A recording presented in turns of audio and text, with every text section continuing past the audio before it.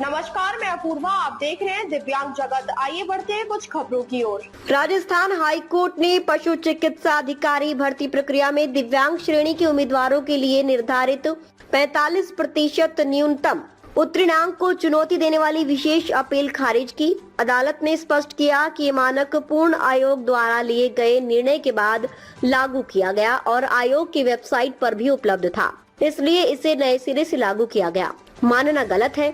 Division bench doctor justice Pushpendra Singh Bhati और justice Bipin Gupta ने single bench का निर्णय बरकरार रखा, जिसमें कहा गया कि 45% की पात्रता सीमा आयोग के संपूर्ण निर्णय पर आधारित है और भर्ती विज्ञापन में वेबसाइट पर उपलब्ध निर्देशों को देखने के लिए स्पष्ट रूप से कहा गया।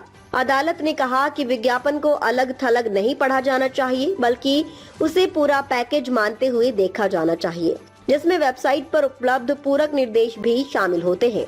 अदालत ने टिप्पणी की, भर्ती विज्ञापन को स्वतंत्र इकाई के रूप में नहीं पढ़ा जा सकता, बल्कि यह एक समेकित अधिसूचना है जिसमें आयोग की वेबसाइट पर उपलब्ध निर्देश भी शामिल हैं। जब स्वयं विज्ञापन में उम्मीदवारों को वेबसाइट देखने के लिए कहा गया तो उपलब्ध जानकारी से अनभिज्ञ रहने का दावा नहीं किया जा सकता। यह अपील उन दिव्यांग अभ्यर्थियों द्वारा दायर की गई जिन्होंने 2019 के विज्ञापन के आधार पर भर्ती में भाग लिया था। उनका कहना था कि 45% न्यूनतम अंक का मानक मूल विज्ञापन में उल्लिखित नहीं था और चयन प्रक्रिया के बीच में मनमाने ढंग से लागू किया गया, जिससे नियमों में मध्य प्रक्रिया परिवर्तन हुआ और उनका अधिकार विशेषकर अनुच्छेद 14 के तहत प्रभावित हुआ। वहीं राजस्थान लोक सेवा आयोग ने तर्क दिया कि यह मानक पूर्ण आयोग के निर्णय के अनुरूप था और समान प्रकृति की सभी भर्तियों में एक समान रूप से लागू किया गया।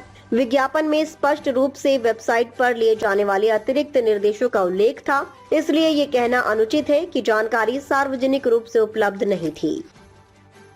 अब तक के लिए बस इतना ही। आगे खबरों को देखने के लिए हमारे चैनल को लाइक करें, शेयर करें, सब्सक्राइब करें। नमस्कार।